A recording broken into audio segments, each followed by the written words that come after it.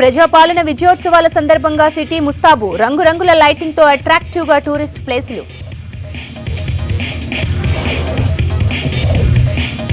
Chikkadpally PS లో అల్లు అర్జున్ పై case నమోదు. Private security theatre యాజమాన్యం పైన కేసు.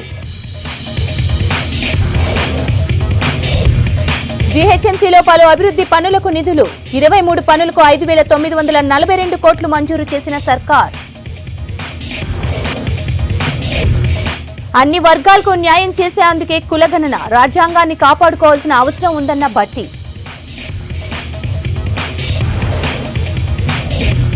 టీజీపీఎస్సీ చైర్మన్ గా ఐఏఎస్ బుర్రా వెంకటేశం బాధ్యతలు. స్కెడ్యూల్ ప్రకారమే పరీక్షలు. దళారులను నమ్మవద్దని సూచన.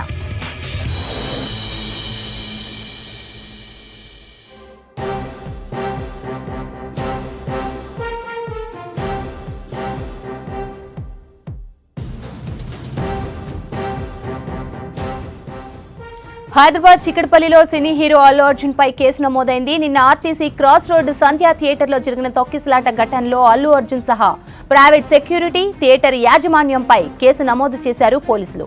పుష్ప 2 ప్రీమియర్ షోకు అల్లు అర్జున్ థియేటర్కు వస్తున్నట్లు ముందుగా సమాచారం ఇవ్వలేదన్నారు సెంట్రల్ జోన్ డీసీపీ ఆకాంక్ష యాదవ్. యాజమాన్యం కూడా ఎలాంటి ముందస్తు భద్రతా చర్యలు తీసుకోలేదన్నారు. భద్రత లేకపోవడంతోనే తొక్కిసలాట జరిగి ఒక మహిళ చనిపోయిందన్నారు central zone DCP.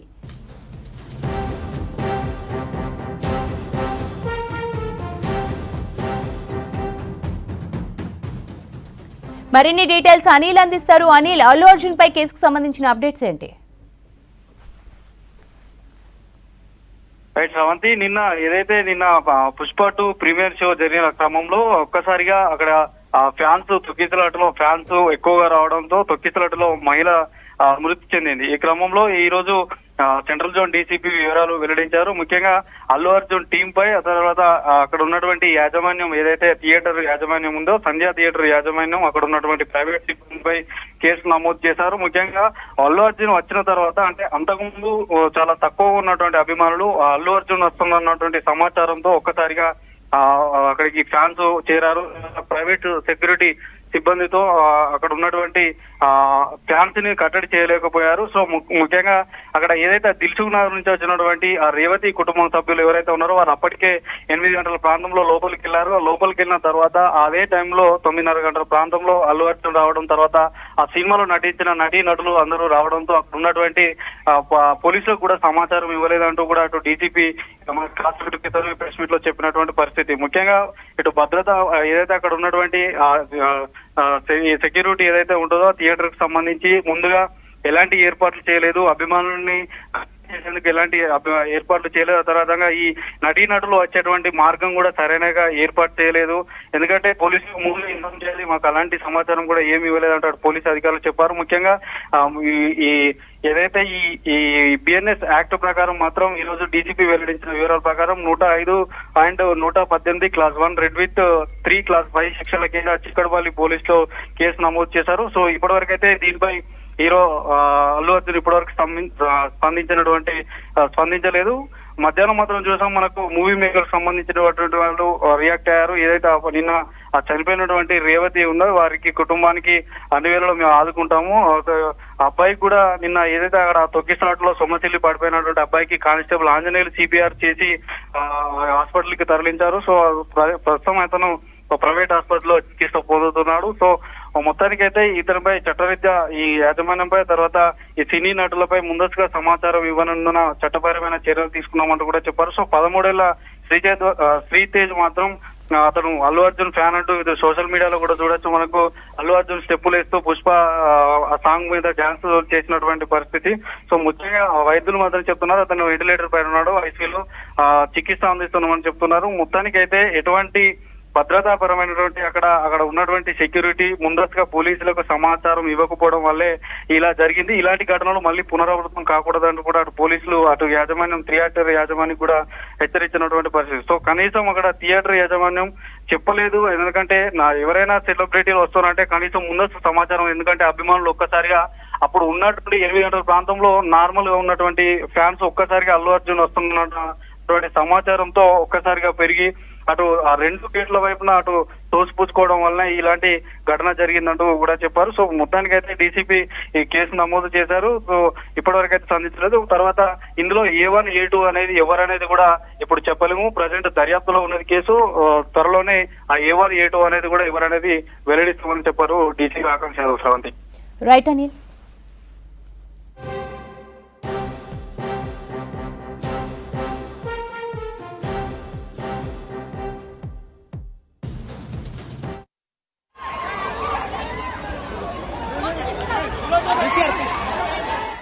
On the 5th of December, the Pushpa 2 movie is scheduled to release. But before that, on the 4th evening, some premiere shows were planned in a different theatre. So one such show was planned in Sandhya 70mm at RTC X Road. They pushed those people from outside. So it created some suffocation kind of situation. And in that, one lady, she was unconscious. She was brought out, her child also.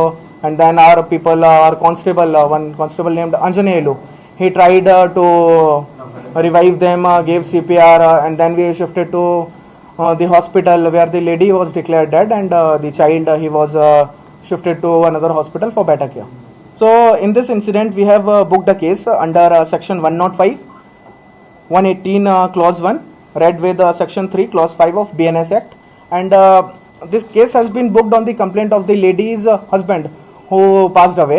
And in that complaint, the theatre management, actor Allu Arjun, and his security team, security in charge, these people have been named accused.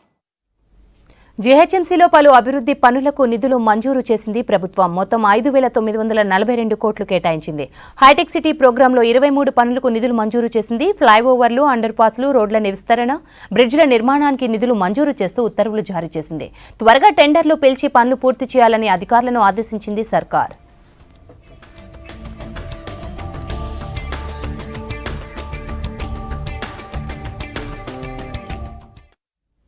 రాష్ట్రంలో అన్ని వర్గాలకు వనరులు, రాజకీయ, ఆర్థిక అవకాశాలు ఇవ్వాలనే ఉద్దేశంతో కులగణన చేస్తున్నామన్నారు డిప్యూటీ సీఎం బట్టి విక్రమార్క.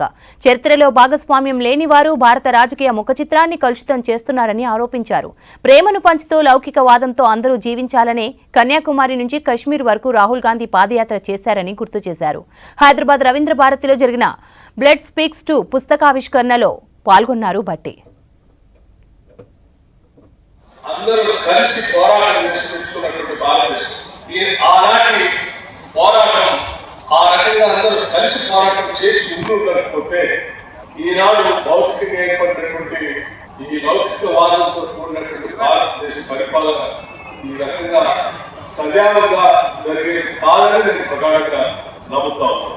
మరి చాలా మంది, కొద్దిమంది కేవలం రాజకీయ అధికారం కోసమే ఈ దేశం పాలన ఆ చేతుల్లో ఉండాలనేటువంటి ఆలోచనతోనే చరిత్రలో భాగస్వాములు కూడా కానటువంటి వాళ్ళు ఈ రోజు ప్రచారం చేసుకుంటూ ఈ దేశాన్ని వారి చేతిలో తీసుకోవడం కోసం ప్రయత్నం చేస్తూ రకరకాలైనటువంటి ప్రచార కార్యక్రమాలు కూడా చేస్తూ ఒక హేట్ అనే దాన్ని, ఒక తీవ్రమైనటువంటి హేట్రేట్ని ఈరోజు సమాజంలో పంచుతూ భారత రాజకీయ ముఖ చిత్రాన్ని కలుషితం చేస్తున్నారు.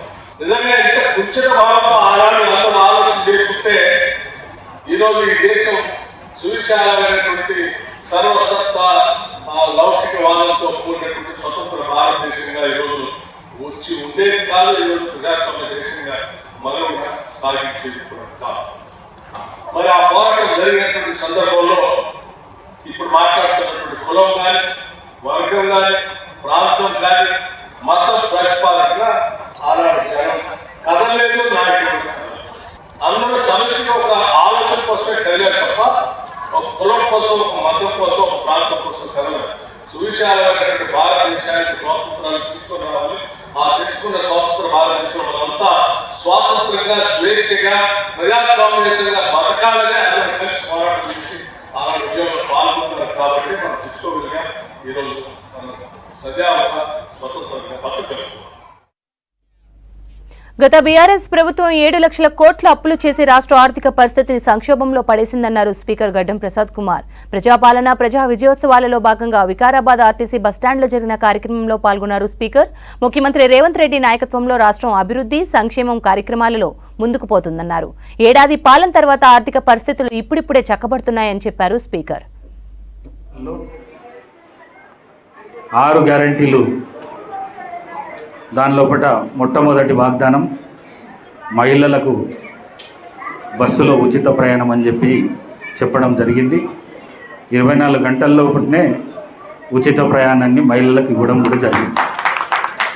ఈ మహిళలకు ఉచిత ప్రయాణం ఇచ్చిట్లా బస్సులు మనకు చాలా కొరత ఏర్పడ్డది.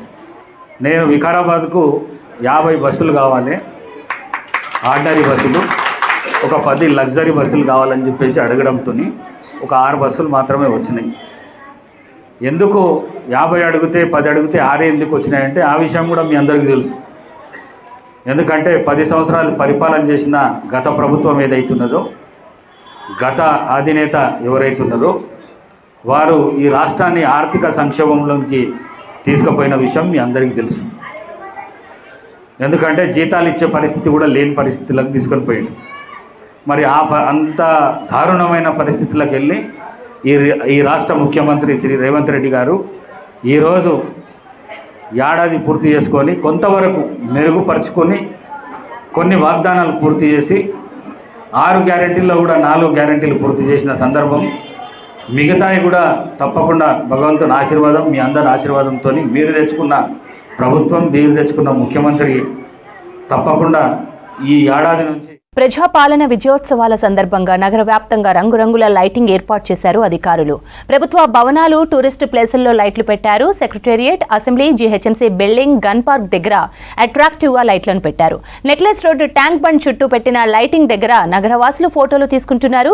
సాయంత్రం 6 గంటల నుంచి ఉదయం 6 గంటల వరకు లైట్స్ ఆన్ చేస్తున్నారు అధికారులు. మరిన్ని డీటెయిల్స్ సదానందం అందిస్తారు. ప్రజాపాలన విజయోత్సవాల్లో భాగంగా సిటీలో ఉన్నటువంటి గవర్నమెంట్ ఆఫీసెస్, దీంతోపాటు టూరిస్ట్ అట్రాక్షన్ ప్లేసెస్ ఎక్కడైతే ఉన్నాయో అక్కడక్కడ లైటింగ్ ఏర్పాటు చేశారు అధికారులు. So night time evening 6 o'clock నుంచి నైట్ అంతా కూడా ఈ లైటింగ్ అట్రాక్షన్ మనకి ఇక్కడ కనబడుతుంది. ప్రజెంట్ మనం సెక్రటేరియట్ వద్ద ఉన్నాము. ఇక్కడ సెక్రటేరియట్ బిల్డింగ్ మొత్తం కూడా పూర్తిగా లైటింగ్ వచ్చేలా 3 రంగులు వచ్చేలా, ఇటు గ్రీన్, వైట్, ఆరెంజ్ ఇట్లా 3 రంగులు వచ్చేలాగా ఆ బిల్డింగ్కు పూర్తి స్థాయిలో లైటింగ్ వేశారు. సో ఈ సెక్రటేరియట్కు 4 దిక్కుల కూడా ఈ లైటింగ్ ఉంది. సో ఆ మెయిన్ బిల్డింగ్తో పాటు బయట ఉన్నటువంటి గేట్కి కూడా పూర్తిగా లైటింగ్ ఏర్పాటు చేశారు. సో దాంతోపాటు ఇక్కడ ఆ సెక్రటేరియట్ ఆపోజిట్ ఉన్నటువంటి రోడ్డు మధ్యలో డివైడర్కి కూడా పూర్తిగా లైటింగ్ ఏర్పాటు చేశారు. సో ఈ ఏరియాలో అంటే సెక్రటేరియట్ చుట్టుపక్కల ఉన్నటువంటి ఏవేవైతే ప్లేసెస్ ఉన్నాయో వాటన్నింటినీ కూడా పూర్తిగా లైటింగ్ ఏర్పాటు చేశారు. సో దీనికి సెక్రటేరియట్కు ఆపోజిట్లోనే ఇక్కడ రాజీవ్ గాంధీ స్టాచ్యూ పెట్టారు. సో ఈ రాజీవ్ గాంధీ స్టాచ్యూ చుట్టూ ఉన్నటువంటి ఇక్కడ ఒక గార్డెన్ లాగా తయారు చేశారు. సో ఈ గార్డెన్కి కూడా పూర్తిగా ఎంత మేరకు అయితే ఉందో సో ఆ గార్డెన్ అంతా కూడా ఇక్కడ లైటింగ్ ఏర్పాటు చేశారు. సో ఈ చుట్టుపక్కల వచ్చే వాళ్ళ అందరికి కూడా ఈ లైటింగ్ పూర్తిగా అట్రాక్షన్గా ఉంటుంది. సో అలాగే ఈ సెక్రటేరియట్కి ఆపోజిట్గా మనం చూసుకున్నట్లయితే పక్కనే బీఆర్కే భవన్ ఉంటుంది. సో ఈ బీఆర్కే భవన్కు కూడా పూర్తి స్థాయిలో లైటింగ్ ఏర్పాటు చేశారు. సో అటు తెలుగు తల్లి ఫ్లైఓవర్ పైనుంచి వెళ్ళే వాళ్ళకి మాత్రం చూడ చక్కగా కనిపిస్తుంది, అది పూర్తి అట్రాక్షన్గా కనిపిస్తుంది. ఎందుకంటే ఈ తెలుగు తల్లి ఫ్లైఓవర్ పైనకి జస్ట్ ఆనుకొనే ఉంటుంది కాబట్టి సో ఆ చుట్టుపక్కల వెళ్ళే వాళ్ళకు ఆ లైటింగ్ కూడా పూర్తిగా అట్రాక్షన్గా కనిపిస్తుంది. సో ఇదే కాకుండా ఇక్కడ పక్కన ఉన్నటువంటి ఎల్ఐసి బిల్డింగ్స్ కానీ ఇతరత్ర గవర్నమెంట్ బిల్డింగ్స్ అన్నింటినీ కూడా పూర్తిగా లైటింగ్ ఏర్పాటు చేశారు. సో ఇక్కడే కాకుండా కొంచెం ముందుకెళ్తే సో అక్కడ అసెంబ్లీ చుట్టూ కూడా అక్కడ లైటింగ్ ఏర్పాటు చేశారు. సో సిటీలో ఉన్నటువంటి అన్ని ప్రభుత్వ ఆఫీసులు, సో ఈ బీఆర్కే భవన్ పక్కనే ఉన్నటువంటి జిహెచ్ఎంసీ హెడ్ ఆఫీస్ కూడా లైటింగ్స్ ఏర్పాటు చేశారు. సో జిహెచ్ఎంసీ హెడ్ ఆఫీసే కాకుండా అన్ని జోనల్ ఆఫీసులు అలాగే సర్కిల్ ఆఫీసులకు కూడా పూర్తిగా లైటింగ్స్ అనేది అధికారులు ఏర్పాటు చేశారు. సో ఇవే కాకుండా ఈ ట్యాంక్ బండ్ చుట్టూ ఉన్నటువంటి ఏవైతే టూరిస్ట్ అట్రాక్షన్ పాయింట్స్ ఉన్నాయో సో అక్కడ కూడా లైటింగ్స్ ఏర్పాటు చేశారు. సో ముందున్న ఉన్నటువంటి మనకు డాక్టర్ బిఆర్ అంబేద్కర్ స్టాచ్యూకు లైటింగు, సో అలాగే ముందుకెళ్తే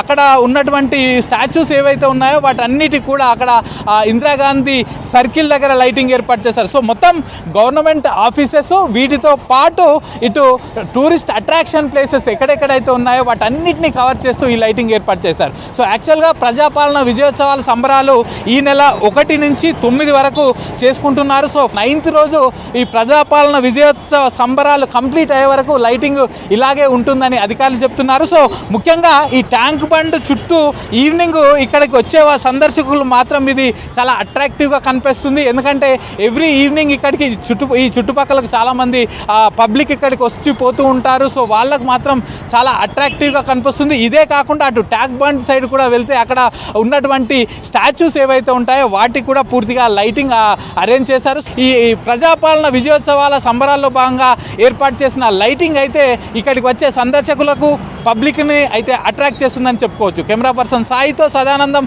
V6 న్యూస్, సెక్రటేరియట్. తెలంగాణలో పత్తి పంటకు సంబంధించి 2 అఖిల భారత సమన్వయ పత్తి పరిశోధన కేంద్రాలకు ఆమోదం తెలిపింది భారతీయ వ్యవసాయ పరిశోధనా మండలి. ఈ కేంద్రాలను మంజూరు చేస్తున్నట్లు ఐసీఏఆర్ పీజేటీఏయు ఉపకులపతి ప్రొఫెసర్ అల్తాజ్ జానయ్యకు అధికారికంగా లేఖ రాసింది. వచ్చే ఆర్థిక సంవత్సరం నుంచి ఈ 2 ఏఐసీఆర్పీ కేంద్రాలకు పూర్తి స్థాయిలో పరిశోధనలు చేపట్టనున్నట్లు తెలిపారు పీజేటీఏయు ఉపకులపతి ప్రొఫెసర్ అల్తాజ్ జానయ్య. సొసైటీ స్థలాలను అన్యక్రాంతం చేయడం, తప్పుడు పత్రాలు సృష్టించి వాటిని అమ్మి సొమ్ము చేసుకుంటున్నారు కొంతమంది సొసైటీ సభ్యులు. షేర్లింగంపల్లి నియోజకవర్గ పరిధిలోని పలు కాలనీల సొసైటీ సభ్యులకు ఇది సర్వసాధారణంగా మారింది. Kukatpally Bhagyanagar cooperative housing society limited స్థలాన్ని రాత్రికి రాత్రి అమ్మేశాడు ఓ సొసైటీ సభ్యుడు. Bhagyanagar housing society, Bhagyanagar cooperative సొసైటీగా ఈ హౌసింగ్ బోర్డు కాలనీలో ఏర్పడడం జరిగింది. ఈ యొక్క సొసైటీ ఏర్పడడానికి ముఖ్య ఉద్దేశం ఏంటంటే, అప్పుడే కొత్తగా హైదరాబాద్ సిటీ నిర్మాణం అవుతున్న తరుణంలో ఒక దిక్కు హైటెక్ సిటీ కావచ్చు, మరొక దిక్కు అమీర్పేట కావచ్చు, దానికి మధ్యలో ఉన్నటువంటి హౌసింగ్ బోర్డు ఇక్కడ ఒక కొత్తగా ఏర్పడుతున్నటువంటి కాలనీలో ఒక నూతనంగా ఆ రోజు 60 ఏళ్ల క్రితం ఒక సొసైటీని ఏర్పాటు చేసుకొని ఈ సొసైటీలో ఇక్కడ ఉన్నటువంటి సభ్యులుగా చేరినటువంటి వ్యక్తులకే ఇక్కడ ఉన్నటువంటి ఫ్లాట్లు కానీ భూములు కానీ అమ్మాలన్నటువంటి ఒక ఆలోచనతోటి ఆ రోజు కొంతమంది కమిటీ సభ్యులు కలిసి ఒక కమిటీని ఏర్పాటు చేయడం జరిగింది. కానీ గత 10-15 సంవత్సరాలుగా ఆ కమిటీలో ఉన్నటువంటి సభ్యులు ఇక్కడ ఉన్నటువంటి ఏదైతే ప్లాట్లన్నింటినీ కూడా సొసైటీకి సంబంధం లేనటువంటి అనర్హులైనటువంటి వ్యక్తులకి విక్రయించుకుంటా ఈ అనేక అక్రమాలకు పాల్పడినటువంటి ఉదంతం ఈ మధ్యకాలంలో చాలా వార్తా కథనాల్లో చూస్తూ ఉన్నాం. నిజంగా అంటే చాలా బాధాకరమైనటువంటి విషయం. ఇక్కడ ఇదే సొసైటీలో ఉన్నటువంటి సొసైటీకి సంబంధించినటువంటి కమిటీ సభ్యులే ఈ విధంగా అక్రమాలకు తెరలేపితే, అతిపెద్ద సొసైటీ ఇది భాగ్యనగర్ సొసైటీ అనేటువంటిది అతిపెద్ద సొసైటీ. ఈ సొసైటీలో 100 కోట్ల రూపాయలు ఇవాళ అక్రమాలు జరిగినట్టుగా ఇవాళ ఉదంతం మనకు కనపడతా ఉన్నది. దీని మీద ఇప్పటికే సహకార సంస్థ రిజిస్టర్ సంబంధించినటువంటి అధికారులు కూడా దీని మీద విచారణ చేసిళ్ళు. నెల రోజుల లోపు ఏదైతే దీనికి సంబంధించినటువంటి జనరల్ బాడీ మీటింగ్ పెట్టాలని చెప్పేసి వీళ్ళకు ఒక డేట్ కూడా విధించడం జరిగింది. అయినా కూడా ఇక్కడ నిమ్మకు నీరెత్తినట్టుగా కమిటీ సభ్యులు వ్యవహరిస్తూ ఇంతవరకు ఎలాంటి మీటింగ్, జనరల్ బాడీ మీటింగ్ ఏర్పాటు చేయలేదు. దాంతోపాటు ఎంతో అంటే ఇక్కడ ఉన్నటువంటి చాలామంది ఒకటే ఫ్లాట్ని ఇతరత్రకు అందరికి అమ్ముకోవడం కూడా జరిగింది. అంటే ఎన్నో అక్రమాలు ఇక్కడ ఈ యొక్క ఏదైతే ఈ హౌసింగ్ సొసైటీలో వెలుగు చూస్తూ ఉన్నాయి. That's all for now.